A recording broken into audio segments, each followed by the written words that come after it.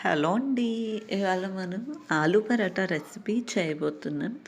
దానికి కావలసిన పదార్థాలు ఉడకబెట్టిన ఆలుగడ్డ, కొంచెం కొత్తిమీర, కొంచెం కరివేపాకు, కొంచెం మిర్చి పౌడర్, కొంచెం పసుపు. నేను ఇక్కడ ఆరిగానో కూడా తీసుకున్నాను. మీకు కావాలంటే తీసుకోవచ్చు, లేకపోతే కంప్లీట్లీ ఆప్షనల్. కొంచెం ఉప్పు అని కొంచెం చాట్ మసాలా. ఫస్ట్ ఉడకబెట్టిన ఆలుని ఇలా లైట్గా మ్యాష్ చేసుకోవాలి, లేకపోతే గ్రేట్ అయినా చేసుకోవచ్చు. గ్రేట్ చేసుకుంటే ఏంటంటే కొంచెం మెత్తబడిపోతుంది.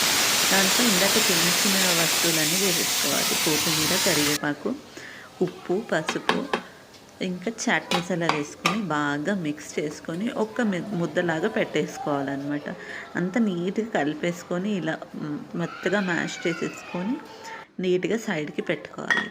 దాంట్లో కొంచెం మీకు ఎంత సరిపోతుందో పరాటా పిండి అంత తీసుకొని లైట్గా సాల్ట్ వేసేసుకొని ఒక గ్లాస్లో వాటర్ పోసేసుకొని మంచిగా మిక్స్ చేసుకోవాలి. మీకు ఒకవేళ పరాటా అంత బాగా రావట్లేదు, కుదరట్లేదు అంటే దాంట్లో కొంచెం శనగపిండి కూడా వేసుకోవచ్చు.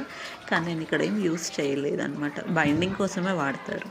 మంచిగా ఇలా మెత్తగా ఇలా ఫెయిల్ పెడితే లోపలికి పోయే అంతలాగా పిండి నీట్గా పిసుక్కొని ఒక 5 మినిట్స్ రెస్ట్ ఇవ్వాలి. తర్వాత చిన్న ముద్దలాగా చేసుకొని ఒక చిన్న చపాతీలాగా గోలించేసుకోవాలన్నమాట. ఇలా గోలించేసుకున్నాక ఇందాక మనం రెడీ చేసుకొని పెట్టుకున్న స్టఫింగ్ దాంట్లో పెట్టేసుకొని నీట్గా ఎక్స్ట్రా అయినదంతా తీసేసి రౌండ్ లాగా చేసుకొని కొంచెం పిండి వేసేసి మంచిగా బేయించాలన్నమాట దాన్ని. ఇంకా వేడి వేడి పెనం పైన వేసేసి మంచిగా లైట్గా బటర్ లేదా నెయ్యి పెట్టుకోవచ్చు. నేను ఇక్కడ మాత్రం నెయ్యి యూస్ చేశాను. 2 సైడ్స్ ఇలా నీట్గా కాల్చేసుకోవాలి అన్నమాట. నీట్గా అయ్యేంత వరకు కొంచెం పెట్టేయాలి. కొంచెం టైం పడుతుంది, మాడనివ్వద్దు. కానీ పెనం పైన నీట్గా వేసేసుకొని ప్లేట్లో వేసేసుకోవచ్చు. ఈ కలర్ వచ్చే వరకు చేసుకుంటే సరిపోతుంది.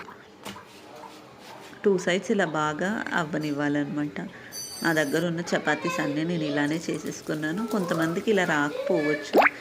ఒకవేళ ఇలా రాకపోతే ఒక చపాతీ చేసి మధ్యలో స్టఫింగ్ పెట్టేసి పైన ఇంకో చపాతీ వేసేసి అలా కూడా చేసుకోవచ్చు.